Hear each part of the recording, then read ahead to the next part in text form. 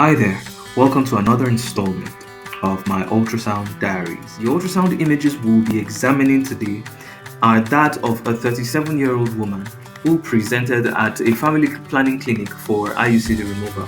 But at the point of removal, only the string was retrieved. The device itself was not recovered.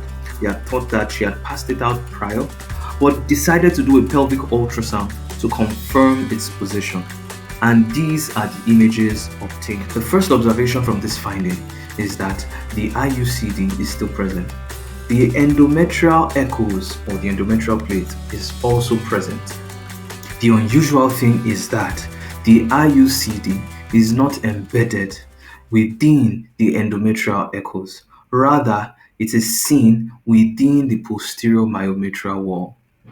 Additional points to note is that the IUD is about 4 centimeters away from the uterine fundus. And very importantly, though the IUD is embedded in the myometrial wall, it does not traverse or penetrate the serosa of the uterine wall, or uterine echoes rather. Again, we can appreciate the endometrial echoes and a large segment of the IUD away from it. It forms sort of an acute angle with the endometrial echoes. Note that the lower end of the IUD still appears to be in line with the endometrial echoes. However, the upper end, the T-shaped end, is not within the endometrial cavity. I documented my findings this way. An eccentrically positioned intrauterine device with a significant portion embedded within the posterior myometrium, that is away from the visible endometrial plate, is seen. The device does not traverse the uterine serosa and is situated 43 millimeters from the uterine fundus. My impression was an embedded IUD.